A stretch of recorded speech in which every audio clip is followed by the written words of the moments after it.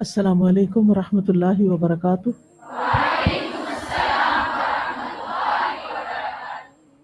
کیا حال ہے سب کا؟ الحمدللہ۔ کتنا اچھا موسم ہو گیا، سردی تو نہیں لگ رہی؟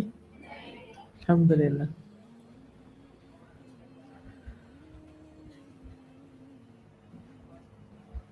چلیے ہم شروع کریں گے انشاءاللہ۔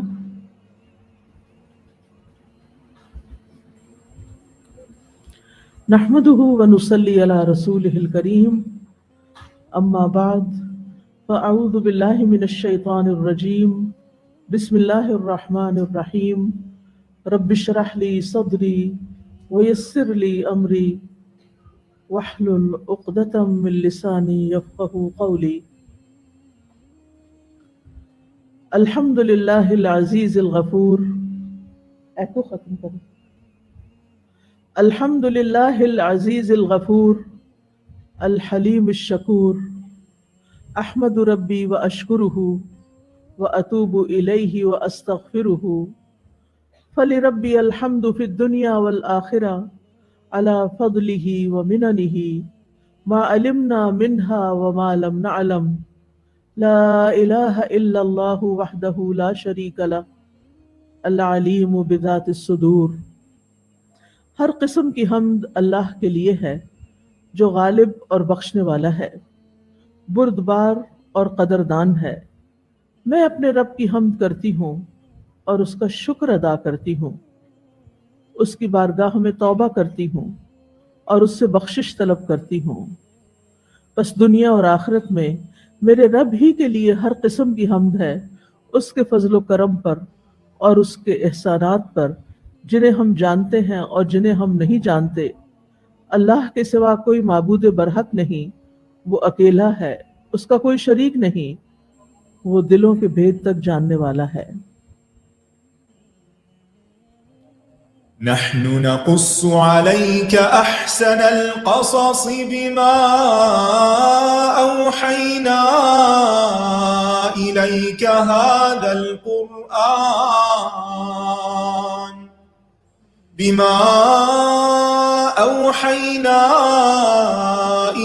هذا القرآن وإن كنت من قبله لمن الغافلين۔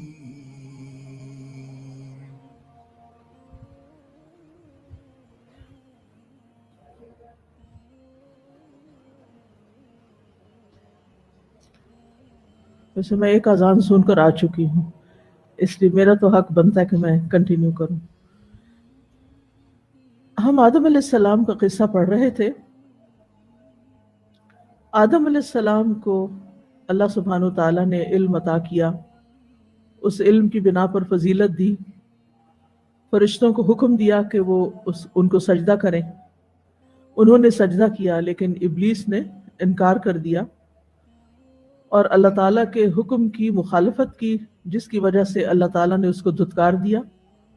اس نے اللہ تعالیٰ سے قیامت تک کے دن کے لیے مہلت مانگی اور ابن آدم سے اپنی واضح دشمنی کا اعلان کر دیا اور اسے گمراہ کرنے کے لیے ہر طرح کا عزم ظاہر کیا۔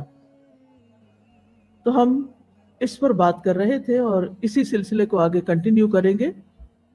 آیت نمبر 34 ہی۔ وَإِذْ قُلْنَا لِلْمَلَائِكَةِ اسْجُدُوا لِآدَمَ فَسَجَدُوا إِلَّا إِبْلِيسَ أَبَى وَاسْتَكْبَرَ وَكَانَ مِنَ الْكَافِرِينَ۔ اور جب ہم نے فرشتوں سے کہا کہ آدم کو سجدہ کرو تو ان سب نے سجدہ کیا سوائے ابلیس کے، اس نے انکار کر دیا اور تکبر کیا اور وہ کفر کرنے والوں میں سے ہو گیا۔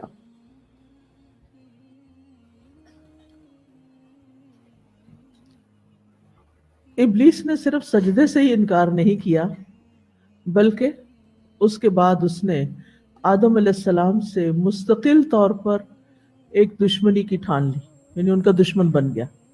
اور نہ صرف یہ کہ آدم علیہ السلام سے بلکہ ان کی ساری ذریت سے، یعنی اولاد آدم سے بھی، ہم سب سے، یعنی شیطان ہمارا سب کا کھلا دشمن ہے. اس نے اوپنلی سب کے سامنے اللہ سبحانہ تعالیٰ کے سامنے اپنے ان جذبات اور احساسات کا اظہار کر دیا، اور اس کے ساتھ ساتھ اس نے یہ پکا ارادہ کر لیا کہ میں اب اولاد آدم کو گمراہ کر کے چھوڑوں گا. سورۃ الاعراف میں آتا ہے قال فبما اغویتنی لاقعدن لهم صراطک المستقیم، بس بوجہ اس کے جو تو نے مجھے گمراہ کیا. نعوذ باللہ، اللہ تعالیٰ کو بلیم کر رہا ہے، حالانکہ اللہ سبحانہ تعالیٰ نے اسے گمراہ نہیں کیا تھا، بلکہ کیا کیا تھا؟ سجدے کا حکم دیا تھا. تو اس میں گمراہی کی کون سی بات تھی؟ لیکن اس نے بات کو سیدھی طرح نہیں سمجھا، بلکہ الٹا اللہ تعالیٰ کو الزام دیا، کیونکہ اسے اب اپنے غلط کاموں کے لیے کوئی جواز تلاش کرنا تھا. اور ایسا ہمیشہ ہوتا ہے کہ انسان بھی جب کوئی غلط کام کرنا چاہتا ہے تو اس کے لیے کوئی نہ کوئی بہانہ تلاش کر لیتا ہے، اور یہ نفس کی چال ہوتی ہے جو شیطان کے تحت ہوتا ہے. مثلا اگر کسی لڑکی کی شادی نہیں ہوئی تو وہ کسی مرد سے بغیر شادی کے تعلق قائم کر لیتی ہے، اور اس کا جواز کیا پیش کرتی ہے؟ آخر میں بھی تو انسان ہوں، میرے بھی کچھ جذبات ہیں، اگر میری شادی نہیں ہوئی تو پھر میں کیا کروں؟ مجھے بھی اپنی خواہش پوری کرنی ہے، وغیرہ وغیرہ. اور اس میں وہ مورد الزام کس کو ٹھہراتی ہے؟ کبھی والدین کو، کیونکہ والدین نے میری شادی نہیں کی، اس لیے اب میرے پاس جواز ہے کہ میں جو بھی حرام کام کرنا چاہوں کروں. تو یہ تو بات نہیں بنتی نا، اس سے تو جواز نہیں نکلتا کہ اگر ایک کام نہیں ہوا کسی بھی وجہ سے، چاہے وہ والدین کی غفلت ہی کیوں نہیں، تو اس سے ایک حرام کام میں پڑنے کا تو کوئی جواز ہے ہی نہیں.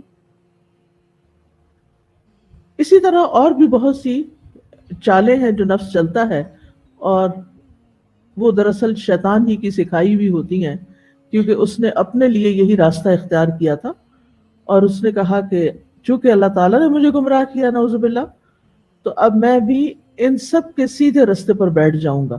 لَأَقْعُدَنَّ لَهُمْ صِرَاطَكَ الْمُسْتَقِيمَ. تو گویا ابلیس نے اپنی گمراہی کا قصوروار اللہ کو ٹھہرایا. اور آج بھی بہت سے لوگ ہیں جو بہت سے معاملات میں اپنے بھٹکنے، بگڑنے، نافرمانیاں کرنے کا ذمہ دار اللہ تعالیٰ کو قرار دیتے ہیں. اور اس میں سب سے جو عام طریقہ ہے وہ ہے تقدیر کا بہانہ، کہ ہماری اگر تقدیر میں لکھا ہوتا تو کہ ہم اچھے کام کریں تو ہم ضرور اچھے کام کرتے. اب میں نے اگر یہ غلط کام کیا ہے تو اس لیے کہ میری تقدیر میں لکھا ہوا تھا. تو کبھی تقدیر کا بہانہ کر لیتے ہیں، اور کبھی یہ کہتے ہیں کہ اگر اللہ تعالیٰ ہمیں بھی توفیق دے دیتا تو ہم بھی ایسا کر لیتے. اللہ ہی نے توفیق نہیں دی. تو ابلیس نے سب سے پہلے یہ کام کیا تھا کہ اپنی نافرمانی اور گمراہی کا سارا قصور اللہ تعالیٰ کے ذمہ لگا دیا، اور کہا کہ مجھے ایسی مخلوق کو سجدہ کرنے کا حکم دیا گیا جو مجھ سے کمتر تھی، اس سے مجھے ٹھیس پہنچی اور میں ایک آزمائش میں پڑ گیا، اس لیے مجھے نافرمانی پہ مجبور کر دیا گیا تھا. حالانکہ ایسا کچھ نہیں تھا، سمپل ایک حکم ملا تھا سجدہ کرو. جیسے سارے فرشتوں نے، ان گنت فرشتوں نے سجدہ کیا تھا، کیا ابلیس کے لیے کچھ مشکل تھا؟ سجدہ کرنے میں کیا مشکل پیش آتی؟ آپ نماز پڑھتے ہیں، سجدہ کرتے ہیں، کوئی مشکل پیش آتی ہے اس میں؟ کیوں کرتے ہیں سجدہ؟ کہ اللہ کا حکم ہے سجدہ کرنا، نماز کا ایک حصہ ہے، اس لیے ہم سجدہ کرتے ہیں. بس اتنی سی بات تھی. اللہ تعالیٰ نے جو حکم دیا وہ کر لیتا. جیسے پوری کائنات اللہ کے حکم پہ چل رہی، اس کو بھی وہ بھی چل سکتا تھا، لیکن اس نے ایک دوسری ہی راہ اپنائی. اور پھر آدم علیہ السلام کو بھی سبب بتایا، لہٰذا وہ ان کے پیچھے پڑ گیا. اب یہاں پہ لفظ ہے صراط مستقیم، کہ میں ان کے سیدھے رستے پر بیٹھ جاؤں گا. کیا یہ کسی خاص ہائی وے کا نام ہے جہاں شیطان بیٹھا ہوتا ہے اور اگر آپ وہاں سے گزرے تو آپ کو پکڑ لیتا ہے چور ڈاکوؤں کی طرح؟ لغت میں صراط راستے کو کہتے ہیں، اور صراط کا لفظ جو ہے وہ دو معنوں میں آتا ہے. ایک تو راستے کے معنوں میں، جیسے ہائی وے ہوتی ہے، سڑک ہوتی ہے، اور دوسرا دین کے معنوں میں. ٹھیک ہے، کس معنی میں؟ دین. جب ہم کہتے ہیں نا اہدنا الصراط المستقیم، تو ہم کہتے ہیں یا اللہ ہمیں سیدھے دین پر چلا، یعنی صراط راستے پہ چلا کا مطلب یہاں کیا؟ دین، یعنی دین پر چلا. کیونکہ اور دین کو صراط کا نام کیوں دیا گیا ہے؟ دین کو راستہ کیوں کہا گیا؟ جیسے راستے پہ چلا جاتا ہے تو دین پر بھی چلا جاتا ہے، یعنی دین جو ہماری رہنمائی، راستہ ہماری رہنمائی کرتا ہے نا. دراصل اس طرف جاؤ، اب دائیں طرف چلے جاؤ، بائیں طرف مڑ جاؤ، تو دین بھی کیا کرتا ہے؟ دراصل ہماری رہنمائی کرتا ہے کہ ہمیں کیا کرنا ہے، کیا نہیں کرنا.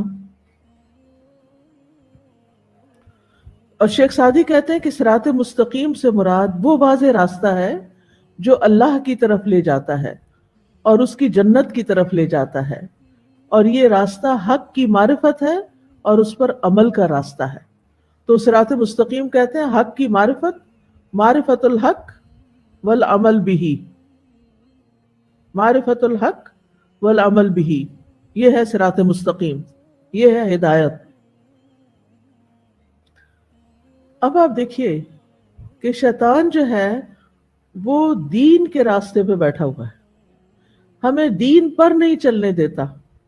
جب بھی ہم دین کا کوئی کام کرنے لگتے ہیں، چاہے وہ اپنی ذات سے متعلق ہو یا گھر سے متعلق ہو یا لوگوں کو اللہ کے دین کی دعوت دینی ہو، تو اس میں وہ مشکلات کھڑی کرتا ہے، اس میں وہ رکاوٹیں ڈالتا ہے.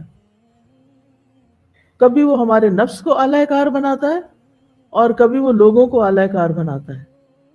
کبھی ہمارے نفس کے اندر سستی اور عجز وغیرہ ہوتی ہے، سستی، کاہلی، کمزوری، وہ کمزور کرتا ہے، ہمارے اندر خوف دلاتا ہے یہ نہیں ہونے کا، بڑی مشکل میں پڑ جاؤ گے، بڑی مخالفتیں ہوں، ڈراتا ہے ہمیں.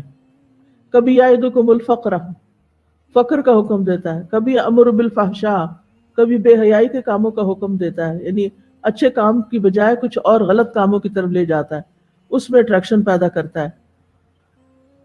اور کبھی لوگوں کی شکل میں آتا ہے، من الجنتی والناس، یعنی کبھی شیاطین کی فوجیں لاتا ہے اور کبھی انسانوں کی فوجیں لاتا ہے. انسانوں میں سے بھی وہ انسان جو آپ کے انتہائی قریب ہوتے ہیں، آپ کے بہت پیارے ہوتے ہیں. کبھی وہ آپ کے والدین ہو سکتے ہیں، کبھی وہ آپ کا شوہر ہو سکتا ہے، کبھی وہ آپ کا بچہ ہو سکتا ہے.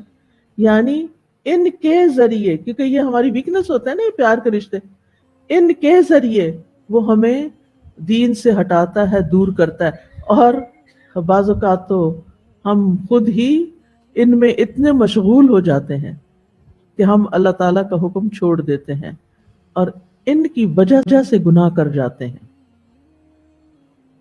ان کی وجہ سے، یعنی جہاں ان کو کوئی فائدہ دینا ہو تو ہم بھول جاتے ہیں حلال کیا حرام کیا ہے. جب ان کو خوش کرنا ہو تو ہم بھول جاتے ہیں کہ اللہ تعالیٰ کیا چاہتا ہے. پھر ہمارے سامنے کون ہوتا ہے؟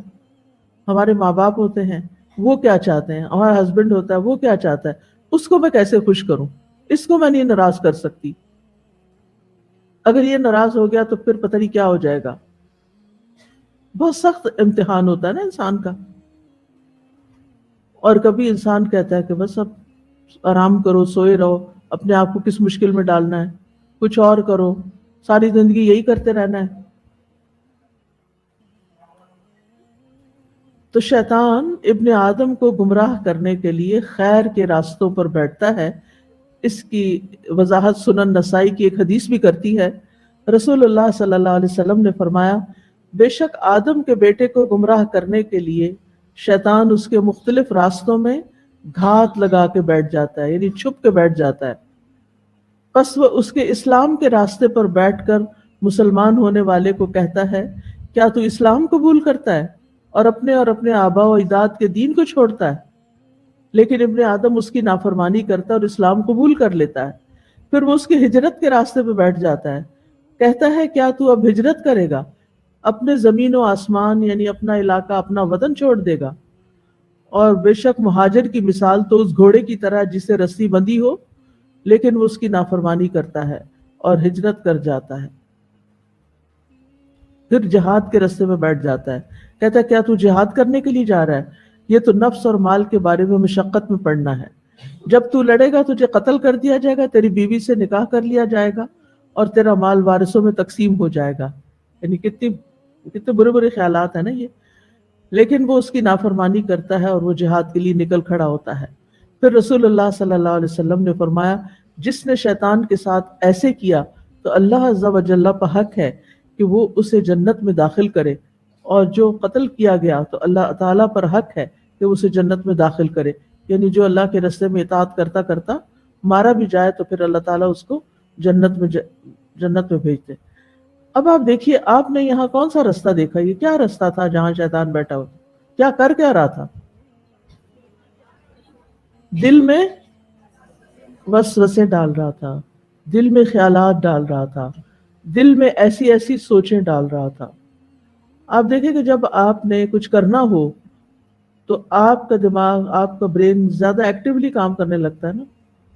مثلاً آپ نے کسی شادی پہ جانا ہے، کسی پارٹی پہ جانا ہے، تو آپ کے مائنڈ کو کیا ہوتا ہے؟ اس جانے سے پہلے کیا پہننا ہے، کیا لے کے جانا ہے، کس طرح جانا ہے، کس کے ساتھ جانا ہے، کس نے گھر میں سے جانا ہے، کتنے بجے جانا ہے، کتنے سارے سوال ہیں نا جو ذہن میں گھومنے لگتے ہیں۔ پھر وہ آپ ایک ہلچل مچا دیتے ہیں، گھر میں شور شرابہ کر دیتے ہیں، یہ کر لو وہ کر لو، ادھر آؤ تم، فلاں دیر ہو رہی جلدی، یعنی کہ ایک مسلسل آپ سوچ رہے ہوتے ہیں اس وقت اور چیزیں بھول جاتے ہیں، بس جانا آپ کے سر پہ سوار ہو جاتا ہے۔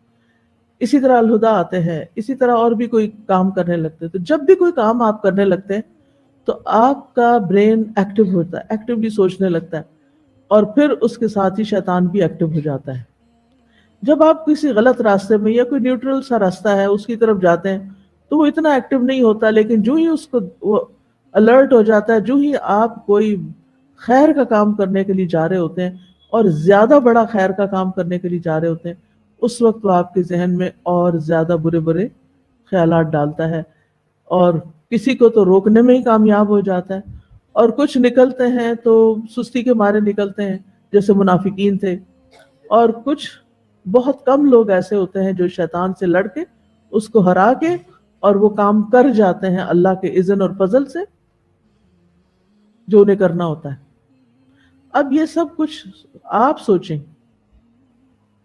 کہ جب آپ کوئی اچھا کام کرنے لگتے ہیں تو اسے کس درجے میں پایہ تکمیل تک پہنچاتے ہیں، اسے کتنا مکمل کرتے ہیں، کیونکہ اکثر لوگ خیر کے کاموں کو ادھورا چھوڑ کے کچھ اور کرنا شروع کر دیتے ہیں۔ کبھی مثلاً پڑھ رہے ہیں، پڑھتے پڑھتے اب کیا ہے، بور ہو رہے ہیں، علاج کیا ہے، کیا کرو، فون کھول لو، کوئی ویڈیو لگا لو، اور ٹائم بہت اچھا پاس ہو جائے گا، بوریت ختم ہو جائے گی۔ چلے ٹھیک ہے، اگر آپ تھک گئے تھے، آپ نے اپنے آپ کو ڈسٹریکٹ کرنا تھا تو آپ کسی حلال ایکٹیویٹی سے بھی کر سکتے تھے، لیکن عموماً کیا ہوتا ہے کہ ہمارے پاس حلال میں آپشنز بہت کم ہوتی ہیں، اور ویسے بھی ہمارا ٹیسٹ نہیں ڈیولپ ہوا ہوتا حلال سے، لہٰذا ہم یا مشکوک یا مکروہ یا پھر حرام چیزوں میں جا پڑتے ہیں۔ اور ایسی چیزیں چونکہ بہت کامنلی اویلیبل ہیں، بہت سستی ہیں، بہت عام ہیں، آپ یوٹیوب کھولیں، ریلز کو دیکھیں، سامنے کیا نظر آئے گا؟ سب سے اوپر کیا پاپ اپ ہو رہا ہوتا ہے، کیا نظر آ رہا ہوتا ہے؟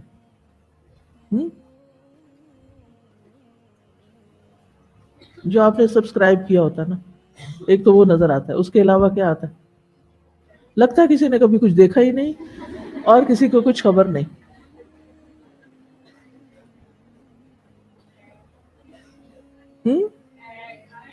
ایڈز ہوتی ہیں، اور کیا ہوتا ہے؟ جو اس ٹائم ٹرینڈز ہوتے ہیں وہ نظر آتے ہیں۔ آپ کہتے ہیں اچھا میں ذرا ایک نظر دیکھ لوں، یہ دیکھیں اس کا ڈریس کیسے ہے، یہ ڈریس میں دیکھ لیتی، اچھا بھلے یہ کر کیا رہے، اچھا ایک دفعہ سمجھ نہیں آئی، دوبارہ لگاؤ ذرا یہ کیا ہے، اور دوبارہ لگانے میں کیا مشکل ہے، ایک دفعہ ٹچ ہی کرنا ہے نا آپ، تو پھر سے شروع ہو جائے گا۔ اتنا یعنی برائی تک پہنچنا اتنا آسان ہے. اور اگر آپ نے کوئی لیکچر سننا ہے تو آپ کو ڈھونڈنا پڑے گا، وہ کہیں گما ہوا ہوگا، پھر اس کے اسپیلنگ غلط ہو جائیں گے، پھر آپ فرسٹریٹ ہو کے چھوڑ دیں گے، گیا کام ختم. اور کئی دفعہ ایسا ہوتا ہے کہ کچھ اور سوچ کے کھولتے ہیں اور پہنچ کے اور جاتے ہیں، رستہ کھو بیٹھتے ہیں. اس کو کہتے ہیں رستہ کھونا، رستہ کھو دیتے ہیں ہم. اور شیطان وہیں سے ساتھ داخل ہو جاتا ہے، منزل تک نہیں پہنچنے دیتا. کیوں؟ اس لیے کہ اس نے کچھ اور بھی کہا تھا. وہ کیا تھا؟ سورۃ الاعراف میں ہی آتا ہے، ثم لآتینہم من بین ایدیہم ومن خلفہم وعن ایمانہم وعن شمائلہم ولا تجد اکثرہم شاکرین. پھر میں ضرور ان کے پاس، ان کے سامنے سے، ان کے پیچھے سے، ان کے دائیں سے، ان کے بائیں سے آؤں گا، اور تو ان کی اکثریت کو شکر گزار نہ پائے گا. اب اس کا کیا مطلب ہے؟ کیا لٹرلی شیطان آگے سے آتا ہے یا پیچھے سے آتا ہے یا دائیں سے آتا ہے؟ یا مراد اس سے ہے کہ میں ہر حربہ استعمال کروں گا. انسان نیکی کے کام میں آگے بڑھنا چاہے گا، آگے نہیں بڑھنے دوں گا. کسی برائی سے پیچھے ہٹنا چاہے گا، پیچھے نہیں جانے دوں گا. اگر اپنے آپ کو ڈائیورٹ کرنا چاہے گا، وہ نہیں کرنے دوں گا، یعنی دائیں بائیں نہیں نکلنے دوں گا، اس سے برائی کروا کے ہی چھوڑوں گا. اور اکثریت اس نے چیلنج کیا تھا، اس نے کہا تھا وَلَا تَجِدُ أَكْثَرَهُمْ شَاكِرِينَ، ان کی اکثریت کو تو ناشکرا پائے گا، یعنی نافرمان پائے گا. اکثریت نافرمانی کرے گی. اور یہ بات درست ہے؟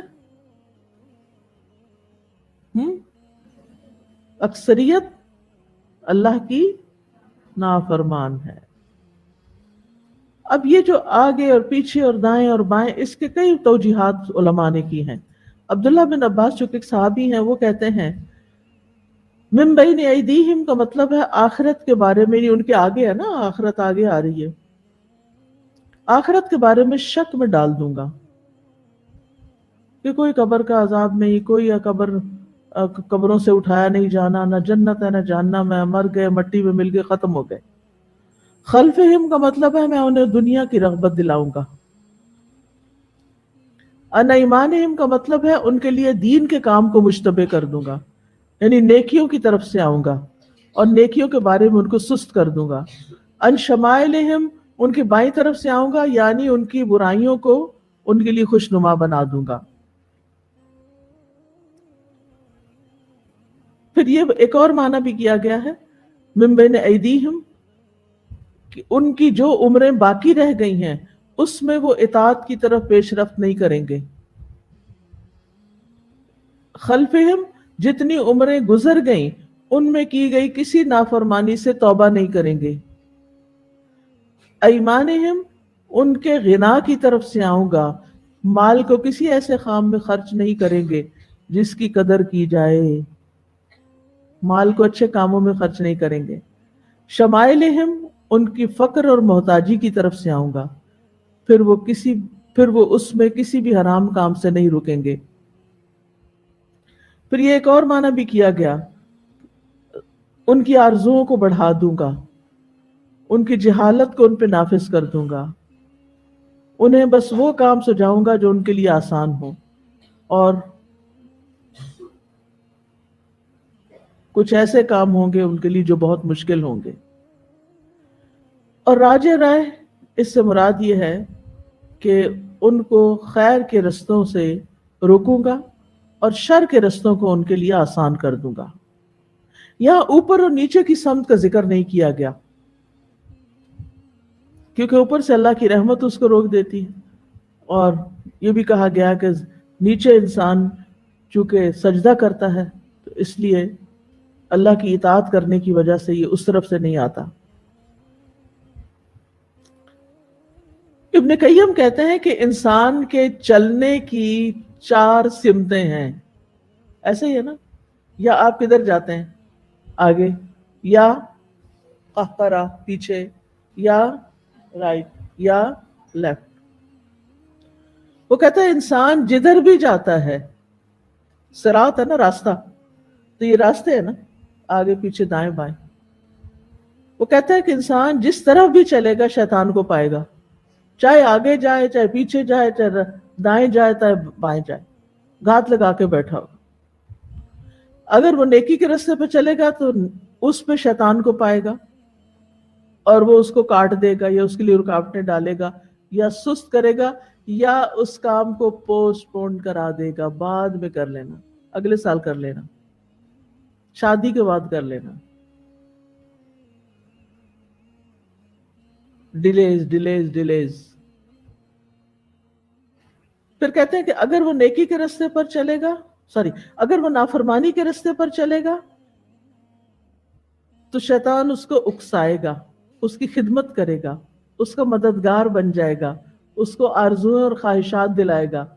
लिहाजा एफर्ट तो बुरे काम में भी लगती है, लेकिन वो काम उसके लिए क्या हो जाएगा? आसान हो जाएगा।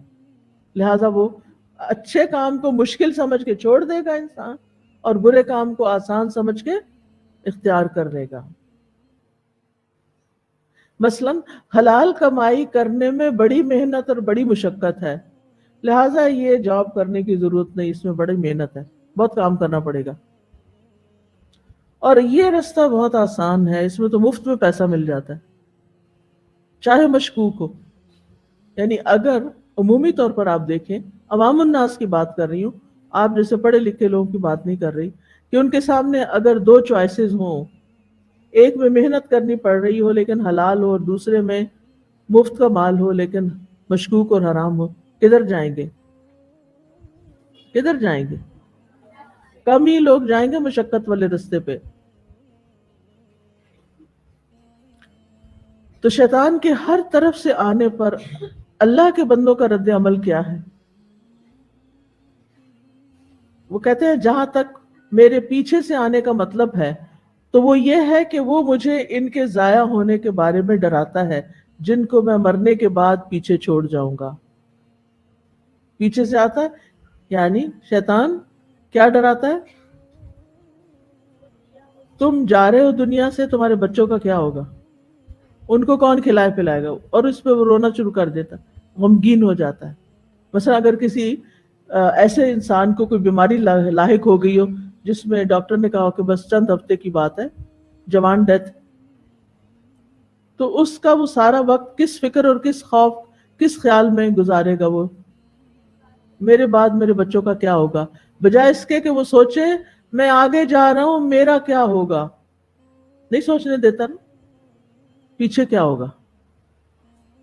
तो वो कहते हैं, इब्नुल क़य्यिम कहते हैं कि जब वो मुझे पीछे से, मेरे पीछे से आता है, पीछे वालों के बारे में आता है, तो मैं ये आयत पढ़ता हूँ, वमा मिन दाब्बतिन फिल अर्दि इल्ला अलल्लाहि रिज़्क़ुहा।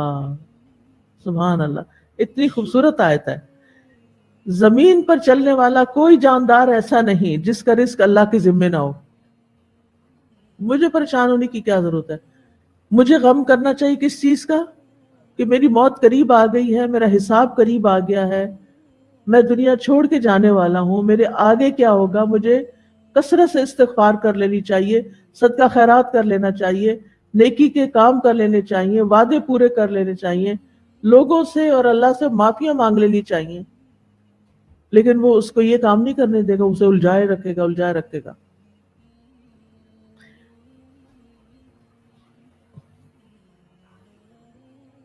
कहते हैं जब वो मेरी दाईं तरफ से आता है मिल्क यमीन, तो औरतों की तरफ से आता है, तो मैं ये आयत पढ़ता हूँ, वलाक़िबतु लिल मुत्तक़ीन, अंजाम मुत्तकी लोगों के लिए अच्छा है। तो मेरा तकवा जो है वो मुझे हराम काम करने से रोक देता है। और जब वो मेरी बाईं तरफ से आता है तो वो ख्वाहिशात की तरफ से आता है, तो मैं ये पढ़ता हूँ, वहील बैनहुम व बैन मा यश्तहून, और उनके और जो वो ख्वाहिश करते हैं उसके दरमियान रुकावट डाल दी गई। तो वो आयात के साथ शैतान का मुकाबला करते थे। इसके अलावा नबी सल्लल्लाहु अलैहि वसल्लम ने हमें एक बड़ी खूबसूरत दुआ सिखा दी है शैतान का मुकाबला करने की। अगर हम सुबह शाम पढ़ें उसको तो इंशाअल्लाह महफूज रहेंगे शैतान के शर से। किसको आती है वो दुआ? क्या है दुआ?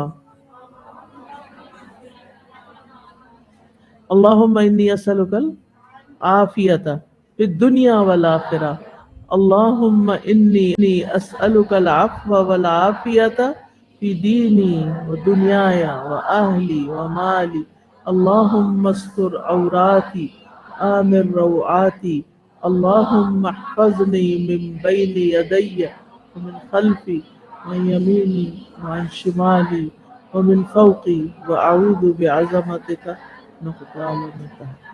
اس دعا نے تو کچھ چھوڑا ہی نہیں، کمپلیٹ پروٹیکشن۔ اے اللہ میں تجھ سے دنیا اور آخرت میں ہر طرح کے آرام اور راحت کا سوال کرتا ہوں، عافیت۔ اے اللہ میں تجھ سے معافی اور عافیت کا طلبگار ہوں، اپنے دین و دنیا میں، اپنے اہل و مال میں۔ اے اللہ میرے عیب چھپا دے، مجھے میرے اندیشوں اور خطرات سے امن عنایت فرما۔ یا اللہ میرے آگے، میرے پیچھے، میرے دائیں، میرے بائیں، میرے اوپر سے میری حفاظت فرما۔ اور میں تیری عظمت کے ذریعے سے اس بات سے پناہ چاہتا ہوں کہ میں اپنے نیچے کی طرف سے ہلاک کر دیا جاؤں۔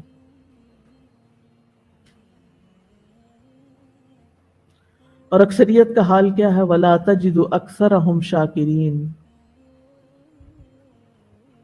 اصل میں یہاں مومنین نہیں کہا، مسلمین نہیں کہا، متقین نہیں کہا، صابرین نہیں کہا، شاکرین۔ شاکرین کیوں کہا؟ بات یہ ہے کہ ایک طرف ہے رحمان اور ایک طرف ہے شیطان، ٹھیک ہے؟ جب ہم رحمان کی بات چھوڑ کر شیطان کی بات مان لیتے ہیں تو ہم کیا بن جاتے ہیں؟ سخت ناشکرے۔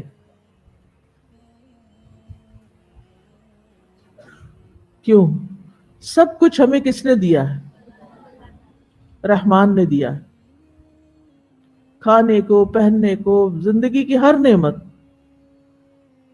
اور اس کے مقابلے میں رحمان کس کا دشمن ہے؟ شیطان کس کا دشمن ہے؟ رحمان کا۔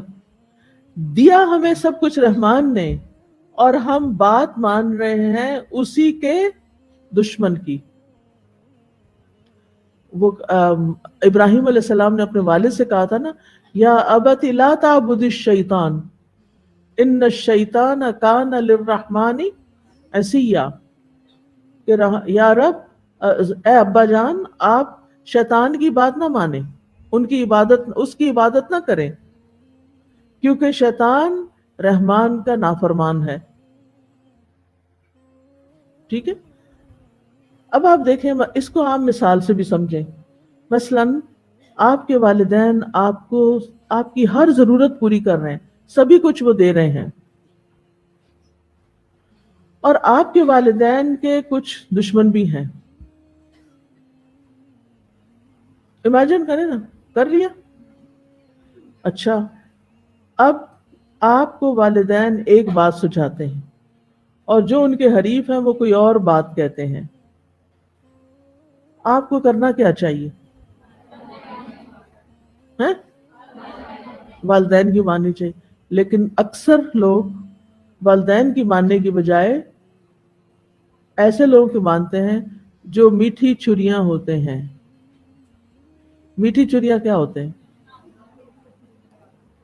جو ہوتے ظالم ہیں اندر سے، اور اوپر سے چکنی چپڑی باتیں کرتے ہیں، برائی کو مزین کر کے بتاتے ہیں، اور آپ ان کی بات مان جاتے ہیں۔ مثلا ایک لڑکی کو کوئی لڑکا پسند آ گیا، آج آپ کہیں گے کہ ہمارے پیچھے پڑ گئی، کبھی ہر وقت بچوں کی باتیں کرتی ہیں، آج لڑکیوں کی باتیں شروع ہو گئی۔ ایک لڑکی کو کوئی لڑکا پسند آ گیا ہے، انتہائی نکما لڑکا ہے، آوارہ لڑکا ہے، اور اس آوارگی میں اس نے کہیں آپ کو دیکھ لیا اور اب آپ کے پیچھے لگ گیا، اور اس کی میٹھی میٹھی باتوں سے آپ اس کے شیدائی ہو گئے۔ ٹھیک ہے؟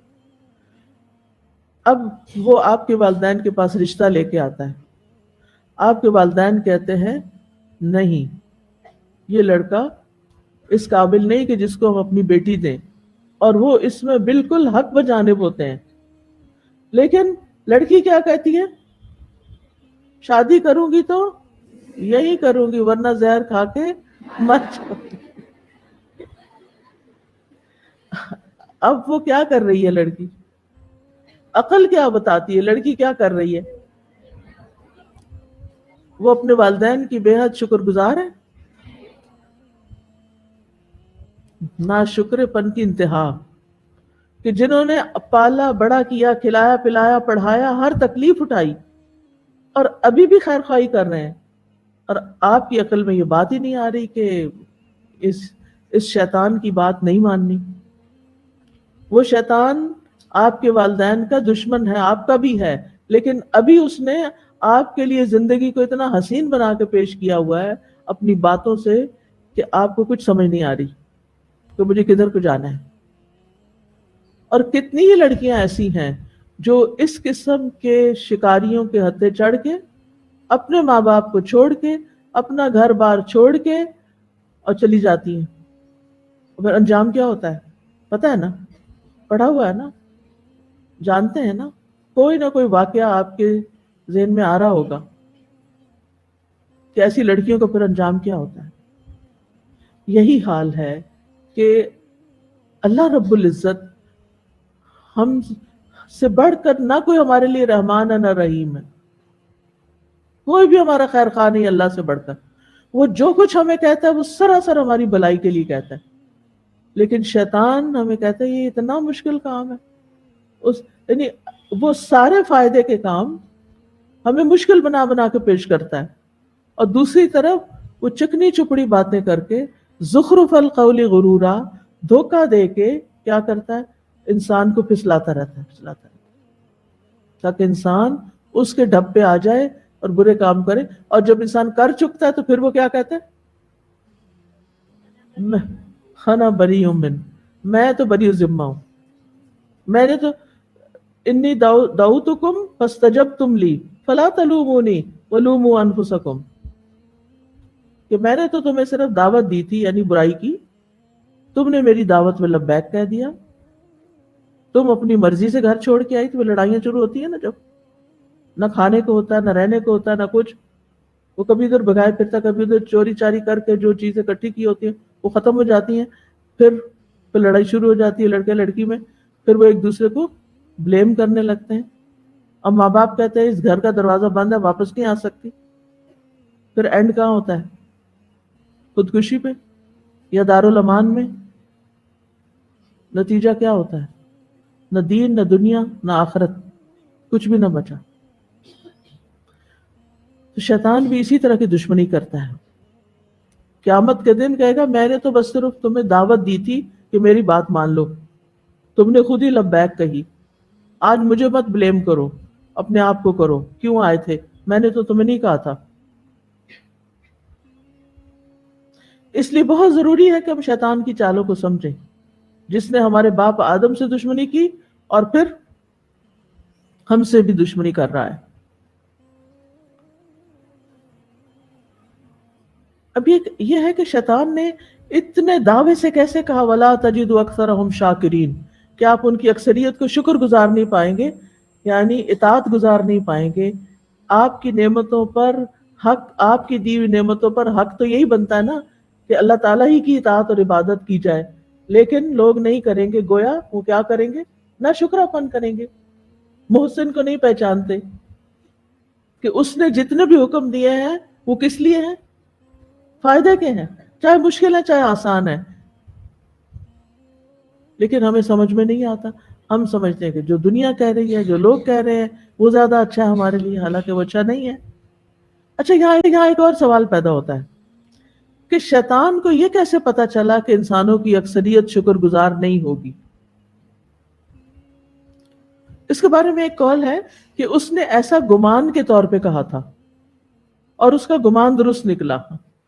اس کا صرف گمان تھا، خیال تھا کہ یہ انسان ایسے ہی کرے گا، میری باتوں میں آ جائے گا.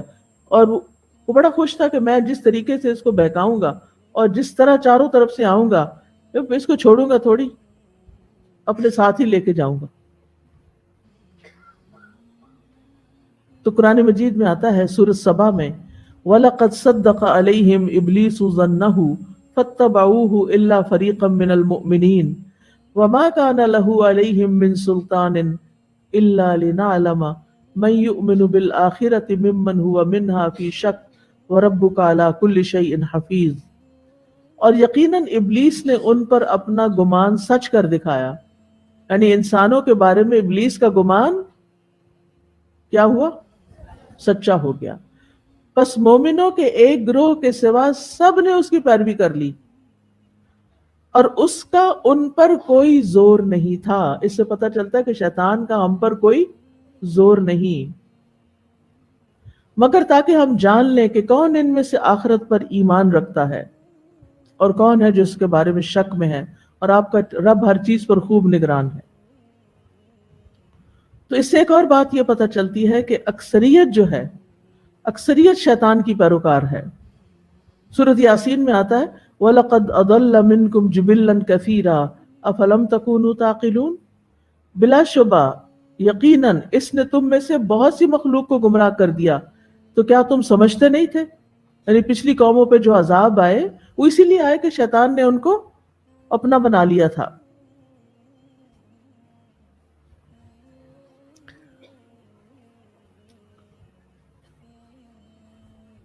تو ہمیں شیطان کے حملے سے بچنے کے لیے سب سے زیادہ کس صفت کی ضرورت ہے؟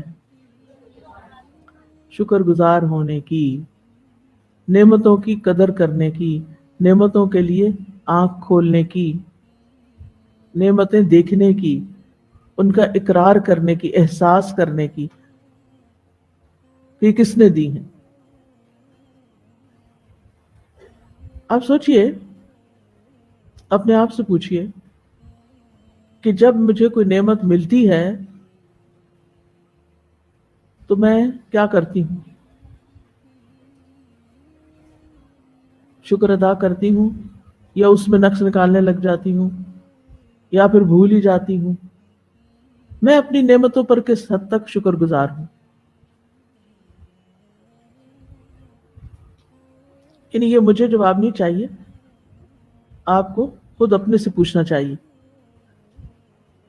کہ جب کوئی نعمت آتی ہے تو میرا رویہ کیا ہوتا ہے؟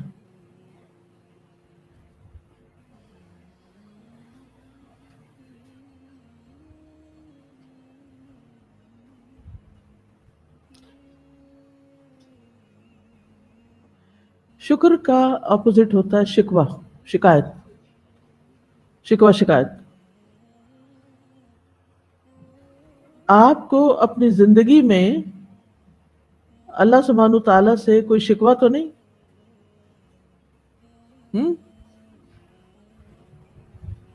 کوئی شکوہ تو نہیں؟ واقعی آپ ہر چیز تقدیر پہ راضی ہیں، اپنی تقدیر پہ، اپنے حالات پہ؟ بڑے اچھے لوگ ہیں.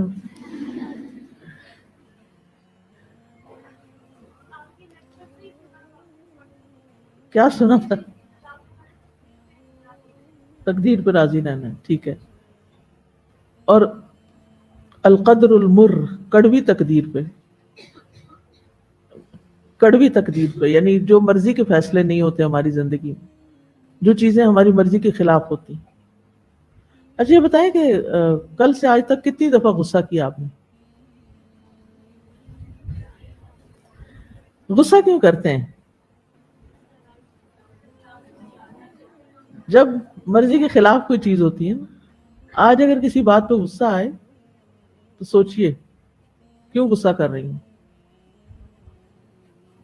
پھر کیا، اور پھر جب خیال آ جائے، پہلے تو اللہ کرے یہ یاد بھی آ جائے کہ کیوں کر رہی ہوں،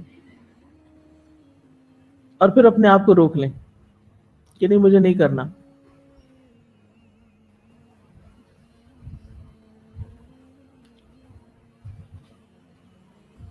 پھر ایک اور کام بھی کرتا ہے شیطان، گناہوں کو خوبصورت بنا کے پیش کرتا ہے، گناہوں کے کاموں کو. سورۃ الحجر میں آتا ہے، دیکھیں یہ سب قرآن کی آیات ہیں، اسی قصے سے متعلق ہیں، اس لیے آپ یہ سوچ رہے ہوں کہ قصہ بڑا لمبا ہو گیا، لیکن جو ہے وہ تو ہے. اور ایک دفعہ یہ سمجھ آ جائے نا ہماری تخلیق کیوں ہوئی، کیسے ہوئی، ہمارے لیے کیا چیلنجز ہیں، اور ان چیلنجز میں سب سے بڑا چیلنج کیا ہے، اور ہمیں اس کے ساتھ کیسے ڈیل کرنا ہے، تو زندگی صحیح ڈھب پہ آ جائے گی اور انشاءاللہ انجام بھی اچھا ہوگا۔ جس نے آغاز کو نہیں سمجھا، جو آغاز کی حکمتیں نہیں جانتا، وہ انجام کے بارے میں بھی سنجیدہ نہیں ہوتا، وہ انجام کو بھی سامنے نہیں رکھتا۔ ایسی بے ہوشی والی زندگی نہیں ہمیں گزارنی، کانشیس لائف گزارنی ہے۔ آغاز کہاں سے ہوا، انجام کہاں ہے، اور مجھے اپنے لیے کون سا انجام اختیار کرنا ہے۔ سورۃ الحجر میں کہتا ہے قال رب بما اغویتنی لأزینن لهم فی الارض ولأغوینہم اجمعین الا عبادک منہم المخلصین۔ اس نے کہا اے میرے رب، اس وجہ سے جو تو نے مجھے بے راہ کیا، بھٹکایا، میں بھی ان کے لیے زمین میں برائی کو ضرور مزین کروں گا، برائی کو خوبصورت بنا کے پیش کروں گا، اور میں ضرور ان سب کو بہکا دوں گا سوائے تیرے ان بندوں کے جو ان میں سے چنے ہوئے ہیں۔ بس گنتی کے بندے ہوں گے جو بچیں گے، باقی سب کے ساتھ دو ہاتھ کھیلوں گا۔ ازیننا کا لفظ جو ہے نا، یہ تزیین سے ہے، تزیین تفعیل۔ اس کا مطلب ہوتا ہے کسی چیز کو اچھا بنا کر اور خوبصورت بنا کر پیش کرنا۔ کیا کرنا؟ کسی چیز کو اچھا اور خوبصورت بنا کے پیش کرنا۔ اور وہ دو طرح سے مزین کرتا ہے، نمبر ایک نافرمانی کروا کے، یعنی غلط کام کو آسان کر کے، اور نمبر دو دنیا کی زینت میں اتنا مصروف کر کے کہ ان کے پاس فرما برداری کے لیے وقت ہی نہ بچے۔ دنیا کی زیب و زینت میں اتنا مصروف کر کے کہ فرما برداری کے لیے وقت ہی نہ رہے۔ اچھا، اس کی کوئی مثال دیں گے آپ؟ دنیا کی زینت میں ایسی مشغولیت کہ اطاعت کا ٹائم ہی نہیں ہے۔ آپ دیکھیے کہ ہماری زندگی میں نا کچھ چیزیں ہماری ضرورت ہیں، کچھ چیزیں کیا ہیں؟ ضرورت، انہیں تو ہم نے پورا کرنا ہے نا۔ اب کھانا کیا ہے؟ ہماری ضرورت۔ اب اس ضرورت کو پورا کرتے وقت ہمیں ہمارا وقت بھی لگتا ہے، ہمارا مال بھی لگتا ہے، لیکن کھانے میں ہی کچھ چیزیں ہماری ضرورت نہیں ہوتی اور ہماری باڈی کو ان کی نیڈ نہیں ہوتی، اور بعض چیزیں تو ہماری باڈی کے لیے الٹا نقصان دہ ہوتی ہیں۔ اب ہم اپنی غذائی عادات کو دیکھیں، ہم کھانے میں کیا پسند کرتے ہیں؟ صحت دینے والی غذا یا junk? Chips, cold drinks, burgers. ہم صحیح کھانا بھی نہیں کھاتے،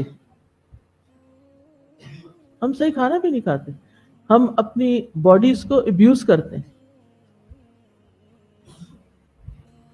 ہم سمپل غذا بھی نہیں کھاتے، ہم ضرورت کا بھی نہیں کھاتے، ہم بلا ضرورت کھاتے ہیں، ایکسٹرا کھاتے ہیں۔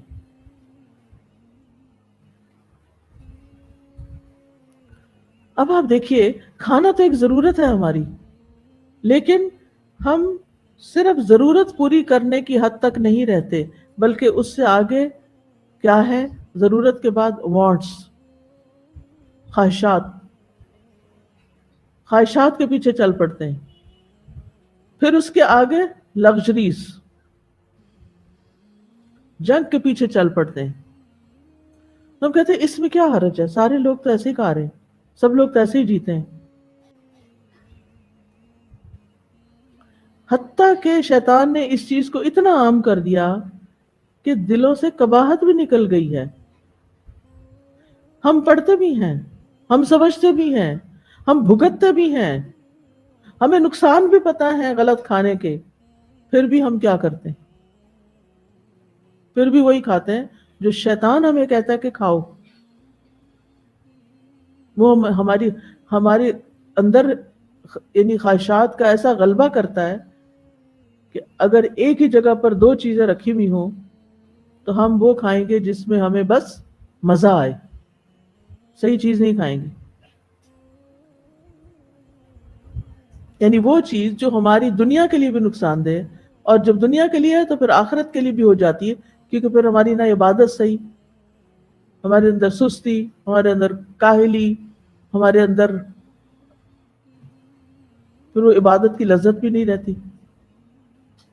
اب مثلا جس شخص نے قرآن حفظ کرنا ہے وہ چپس کھا کے کر سکتا ہے؟ یاد رہے گا اس کو؟ وہ صرف ٹافیاں اور سویٹس کھا کے چل سکتا ہے؟ نہیں۔ پھر ہم کہتے ہیں ہمارا حافظہ ٹھیک نہیں، پھر ہمیں کہتے ہیں ہمیں سمجھ نہیں آتا سبق، ہمیں یاد نہیں ہوتا، ہمیں بھول جاتا ہے، اور ہم بھول جاتے ہیں کہ اس کے پیچھے وجوہات کیا ہیں۔ شیطان نے آپ کو وہ حفظ کرنے سے تو نہیں روک سکا، وہ اس سے نہیں روک سکا آپ کو، آپ نے کسی نہ کسی طرح داخلہ لے ہی لیا، آپ نے کام شروع کر ہی دیا، تو کیا اب وہ یہاں پہ چھوڑ دے گا کہ آپ آرام سے کر لیں؟ پر ایسے ایسے رکاوٹیں ڈالے گا، ایسے ایسے طریقوں سے آئے گا کہ آپ کر کے بھی نہ کرنے والوں کی طرح ہوں۔ یہ تو ایک مثال ہے۔ اسی طرح پہننے اوڑھنے میں، شادی بیاہ میں، شادی ہماری شادیوں میں کیا وہ سب کچھ ضرورت کا ہوتا ہے جو ہم کر رہے ہوتے ہیں؟ اسی طرح ہماری سوشلائزنگ میں، ہماری باتوں میں، بعض اوقات میں لوگوں کی باتیں سنتی ہوں تو میں حیران ہوتی ہوں، یہ کیا بات کر رہے ہیں، یہ کیوں کر رہے ہیں، اس کے پیچھے کیا مقصد ہے، اس سے کسی کو کیا فائدہ ہوگا، یہ کیا ہو رہا ہے؟ یعنی انتہائی تکلیف دہ کنورسیشن ہوتی ہے بعض اوقات لوگوں کی، فضول باتوں پہ ہنس رہے ہوتے ہیں، فضول باتیں کر رہے ہوتے ہیں جن کا کوئی مقصد نہیں، اس میں کوئی فائدہ نہیں، نہ اپنا نہ دوسرے کا نہ کسی اور کا، عقل سے کام ہی نہیں لیتے، تو کس کے اعلی کار بنے ہوئے ہوتے ہیں؟ کیوں اپنی زندگی ضائع کرے؟ کون ہے پیچھے؟ شیطان۔ اگر اس کے مقابلے میں نبی صلی اللہ علیہ وسلم کی سنت کو سامنے رکھیں کہ آپ کی مجالس کیسے ہوتی تھی، یا آپ کی گفتگو کیسے ہوتی تھی، اور صحابہ کی گفتگو کیسے ہوتی تھی، تو آپ کہیں گے نہیں وہ تو پہلے تھے نا، وہ بہت سنجیدہ لوگ تھے اور بہت تقویٰ والے تھے، بھئی ہم تو گناہ گار لوگ ہیں، ہم تو ایسے نہیں ہیں۔ پھر آپ کس کے ساتھ رہنا چاہتے ہیں آخرت میں؟ کس کے پیچھے جانا چاہتے ہیں؟ کیا وہ ان کے ہاں ہنسی مذاق نہیں ہوتا تھا؟ ہوتا تھا، لیکن ہر وقت نہیں ہوتا تھا، ہر وقت ہنستے ہی نہیں رہتے تھے، ہر وقت باتیں ہی نہیں کرتے تھے۔ یعنی ہم اپنی دن بھر کی روٹین میں دیکھیں شیطان کا کتنا حصہ ہے، اور وہ کہاں کہاں سے آ رہا ہے۔ برائیوں کو مزین کرتا ہے، برائیوں کو مزیدار بنا دیتا ہے، خواہشات کو مزین کر دیتا ہے، دنیا میں اتنا مشغول کر دیتا ہے کہ دین کے لیے وقت نہیں رہتا۔ بہت سے لوگوں کو جب کہتے ہیں نا کہ آئیں کچھ کریں، کچھ پڑھ لیں، کچھ پڑھا دیں، کچھ وقت نکال دیں، وقت نہیں ہے۔ کن چیزوں میں وقت ہے؟ اگر وہ اپنا حساب لگائیں تو بہت سی ایسی چیزیں ہیں جو زندگی میں غیر ضروری شامل کی ہوئی ہیں، جن کی کوئی اہمیت نہیں ہے، جن کا کوئی فائدہ نہیں ہے۔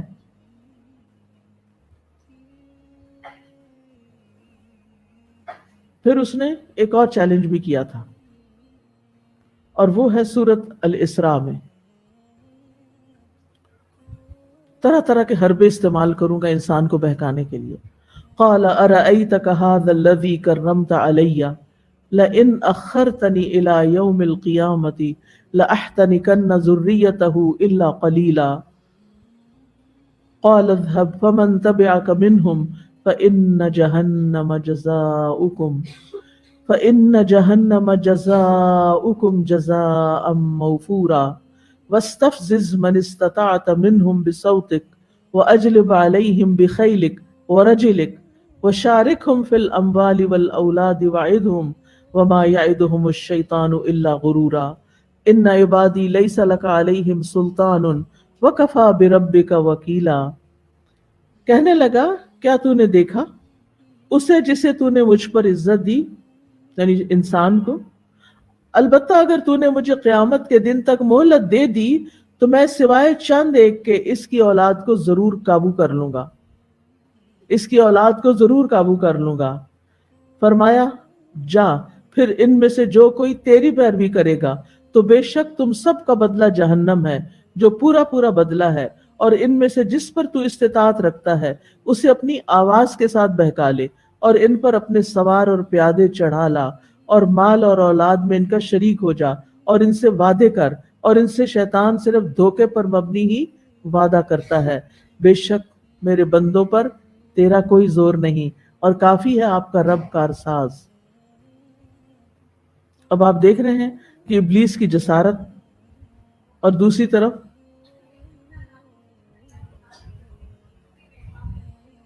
جی ہاں، اور دوسری طرف اللہ سبحانہ تعالیٰ کتنی بردباری سے اس کی باتیں سن رہے ہیں اور اس کو مہلت دے رہے ہیں۔ قال ارأیتک ھذا الذی کرمت علی، یعنی مجھے اس شخص کے بارے میں بتا جس کو تو نے مجھ پہ عزت دی، جس کو تو نے مجھے سجدہ کرنے کا حکم دیا، تو نے کیوں اس کو مجھ پہ عزت دی، کیوں اس کا اکرام مجھ سے بڑھا دیا، کیوں مجھ پہ فضیلت دی، حالانکہ میں تو بہتر ہوں۔ اب میں تو اس کو نہیں چھوڑنے والا، اس کی ساری اولاد کو پکڑوں گا۔ لئن اخرتنی الی یوم القیامہ، اس نے مہلت مانگی ہوئی تھی نا، اگر تو نے مجھے مہلت دے دی، مجھے اجازت مل گئی، تو کیا کروں گا؟ لأحتنکن ذریتہ، احتناق کہتے ہیں کسی چیز پہ غلبہ پا لینا، اس کو جڑ سے کاٹ دینا۔ میں اس کی اولاد کو پکڑ لوں گا، اس پہ غالب آ جاؤں گا۔ تحنیک کو دابہ کہتے ہیں، جانور کے تالو میں زور سے رسی کس دی جاتی ہے جس کی وجہ سے وہ مطیع ہو کے پیچھے چلا آتا ہے۔ آپ نے دیکھا ہوگا نا، جانوروں کے منہ میں رسی کے ساتھ ان کو باندھا ہوا ہوتا ہے، اور پھر ان کو پکڑ لیتے ہیں، ایک رسی ہلکی سی، وہ آرام سے پھر چلنا شروع کر دیتا ہے۔ اسی سے تحنیک، جو بچے کو گٹی نہیں دیتے، یعنی کہنے کا مطلب یہ تھا کہ میں اس کی اولاد کو، کس کی اولاد کو؟ انسان کی اولاد کو لگام کی طرح جبڑے میں رسی باندھ کے اپنے پیچھے چلاؤں گا، یعنی رسیاں باندھ کے اپنے ساتھ لے جاؤں گا، چھوڑوں گا نہیں۔ کتنی خطرناک بات ہے۔ ان پہ مسلط ہو جاؤں گا، ان کو گمراہ کروں گا، ان کو اغوا کر کے ہلاک کروں گا، سوائے چند لوگوں کے جو مخلص ہوں گے۔ تو جب یہ باتیں ابلیس کر چکا تو اللہ تعالیٰ نے اس سے کہا قال اذهب، فرمایا جاؤ، فمن تبعك منهم، ان میں سے جو جو تیری پیروی کریں گے، فإن جہنم جزاؤکم جزاء موفورا، تو پھر جہنم ہی اس کا پورا پورا بدلہ ہے۔ تو یہ آیت ان لوگوں کی سزا بیان کرتی ہے جو ابلیس کی پیروی کرتے ہیں، جس کی طرف وہ دعوت دیتا ہے۔ تو اللہ سبحانہ تعالیٰ نے اذهب کہہ کے کیا کیا؟ مہلت دے دی، جاؤ اپنا کام کرو، پھر تم آؤ گے میرے پاس تو بدلہ کیا ہوگا؟ جہنم۔ اچھا، یہاں کچھ اور الفاظ بھی ہیں جن کی طرف ذرا توجہ کرنی چاہیے۔ ایک ہے وستفزز، فزا سے فزن، اس کا مطلب ہوتا ہے ہلکا اور خفیف، یعنی جسے تو اپنی آواز سے ہلکا اور بے وقت بنا سکے اسے بنا لے۔ من استطاعت منہ، یعنی جس کو تو اپنی آواز کے ساتھ اکسانا چاہتا ہے، دھوکے میں ڈالنا چاہتا ہے، اس کو ڈال لے۔ اور صوت سے مراد آواز ہوتی ہے، یہاں کون سی آواز مراد ہے؟ شیطان کی آواز، ہر وہ آواز جو اللہ کی نافرمانی کی دعوت دے، یہ عمومی معنی ہے۔ اسی طرح گانا بجانا، بانسری، ڈھول، آلات موسیقی وغیرہ بھی اس میں شامل ہیں۔ اور اسی طرح بدکاری، فساد اور ہر برے کام کی دعوت، ہر برے کام کی دعوت، یہ شیطان کی آواز ہے، چاہے اونچی ہو چاہے وسپر کی شکل میں ہو۔ اب آپ کہہ رہے ہوں گے کہ یہ انہوں نے تو گانا بجانا اور موسیقی اور یہ سب کچھ بیچ میں ڈال دیا ہے۔ اس بارے میں ایک حدیث آتی ہے، عبد الرحمن بن عوف سے مروی ہے، وہ کہتے ہیں کہ رسول اللہ صلی اللہ علیہ وسلم نے مجھے رونے سے منع نہیں کیا۔ رسول اللہ صلی اللہ علیہ وسلم نے فرمایا مجھے رونے سے منع نہیں کیا گیا، لیکن حماقت پر مبنی گناہگار کرنے والی دو آوازوں سے منع کیا گیا ہے۔ نمبر 1، کھیل کود کے وقت گیت کی آواز اور شیطان کے آلات موسیقی۔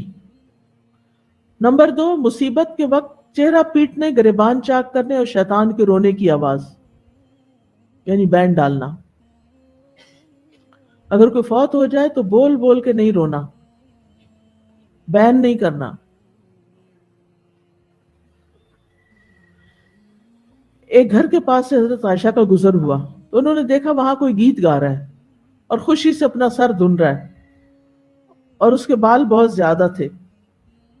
تو حضرت عائشہ نے دیکھا تو کہنے لگی افسوس، یہ تو شیطان ہے، اسے باہر نکالو، اسے باہر نکالو. اب یہاں اس آیت کو اگر آپ پڑھتے ہیں تو ایک اور اشکال ذہن میں آتا ہے، اور بعض لوگ اس سے بڑا جواز بھی لیتے ہیں. وہ کہتے ہیں کہ یہ تو اللہ تعالیٰ نے خود اس کو حکم دیا تھا کہ ایسا بھی کرو، ایسا بھی کر لو، ایسا بھی کر لو، تو شیطان نے تو اللہ کا حکم مانا. آپ کیا کہیں گے اس پر؟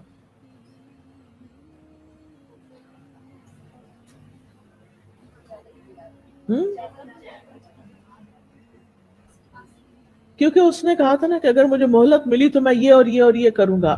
اب اس کی اسپیچ کا وہ حصہ یہاں نہیں آیا، تو اس کے جواب میں اللہ تعالیٰ نے کیا فرمایا؟ اچھا جاؤ کر لو، یہ بھی کر لو، یہ بھی کر لو، یہ بھی کر لو.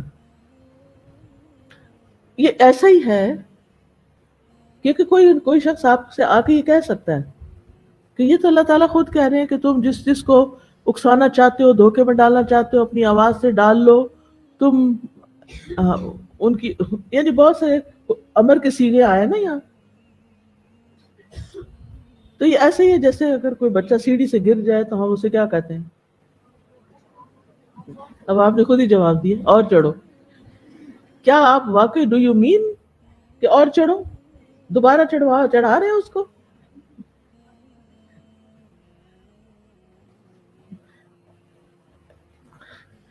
یہ عام محاورے کی بات ہے نا. تو اسی طرح یہاں پر ڈانٹ کا انداز ہے. اس نے اپنا پلان بتایا کہ میں یہ کروں گا، اللہ تعالیٰ نے اچھا کرو، جاؤ کرو. جو تیرے پیچھے چلیں گے پھر ان کی بھی شامت آئے گی. تم کرو، جو تمہاری طرح کریں گے پھر وہ بھی اپنا انجام دیکھ لیں گے.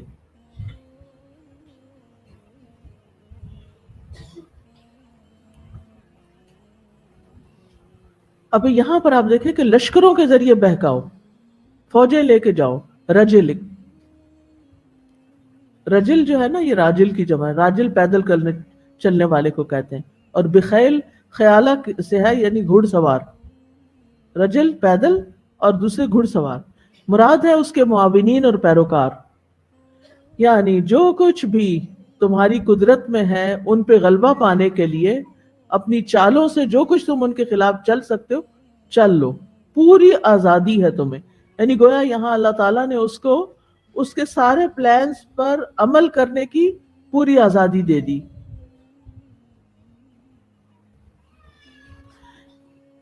اور یہ جو پیدل اور گھڑ سوار کی بات ہے نا، تو ابن عباس اس آیت کی تفسیر میں کہتے ہیں کہ اس کا مطلب ہے ہر وہ سوار یا پیدل چلنے والا جو اللہ کی نافرمانی کے کام کے لیے جا رہا ہو، وہ ابلیس کے لشکر اور اس کی فوج ہے.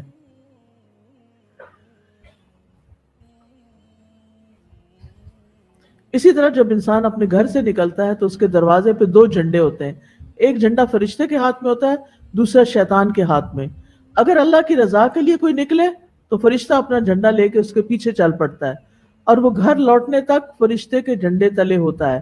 اور اگر وہ اللہ کی ناراضگی کے کام کے لیے نکلتا ہے تو شیطان اپنا جھنڈا لے کے اس کے پیچھے چل پڑتا ہے، اور گھر آنے تک وہ شیطان کے جھنڈے تلے رہتا ہے. تو گھر سے نکلتے ہوئے بھی اپنے آپ سے پوچھا کریں کہ میں کیوں نکل رہی ہوں، کدھر جا رہی ہوں، کس مقصد سے جا رہی ہوں، کیا نیت ہے میری. پھر آپ دیکھیں شیطان کی مال میں شراکت سے کیا مراد ہے. کوئی بتائے گا آپ پہ سیدھے سے؟ شیطان کی مال میں بھی شراکت ہے. ہاں، اگر فضول خرچی کرنا. ان المبذرین کانوا اخوان الشیاطین وکان الشیطان لربہ کفورا. فضول خرچی نہ کرو، کیونکہ فضول خرچی کرنے والے شیطانوں کے بھائی ہیں، اور شیطان اپنے رب کا ناشکرا ہے، لہذا تم بھی ناشکرے ہوئے. پھر اولاد میں شراکت، یہ کیا ہوتی ہے؟ یعنی سب سے پہلے تو زنا کی دعوت دیتا ہے کہ حرام بچے پیدا ہوں. پھر بچوں کے حرام نام رکھواتا ہے جیسے عبد العزیٰ، عبد اللات وغیرہ. پھر یہ کہ ماں باپ بچوں کو दीन पर चलने की बजाय बेदीनी के तरीके सिखाएं, मुसलमानी के तरीके नहीं, दीगर कौमों के तरीके, दीगर अदियान के तरीके। खुद माँ बाप अपने बच्चों को वो सब कुछ सिखा रहे होते हैं, खुद माँ बाप ही शैतान के आलाकार बन जाते हैं।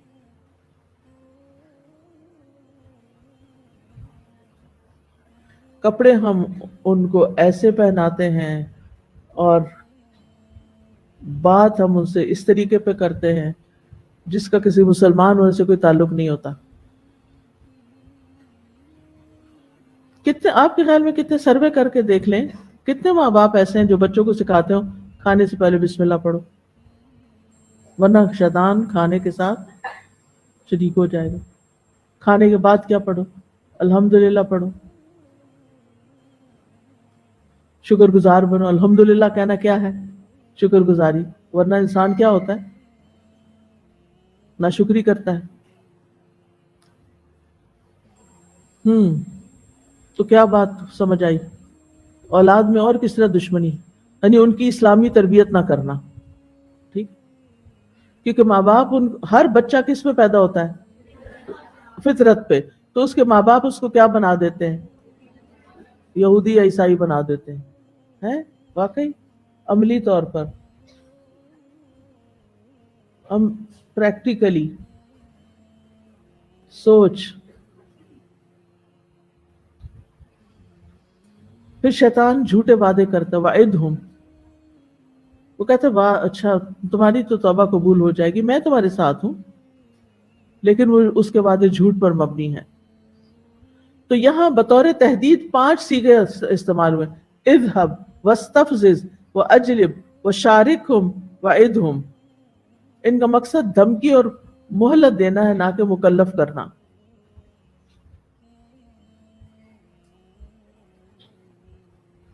तो बहरहाल शैतान जो है वो इंसान को बहकाने भटकाने के सारे तरीके इख्तियार कर रहा है। अब सवाल ये पैदा होता है कि आप क्या तरीका इख्तियार करते हैं उससे बचने का। हम सब के लिए लम्हा फिक्रिया है। व आखिरु दावाना अनिल हम्दुलिल्लाहि रब्बिल आलमीन। सुब्हानक अल्लाहुम्मा व बिहम्दिका अशहदु अल्ला इलाहा इल्ला अंता अस्तगफिरुका व अतूबु इलैक। अस्सलामु अलैकुम व रहमतुल्लाहि व बरकातुहू।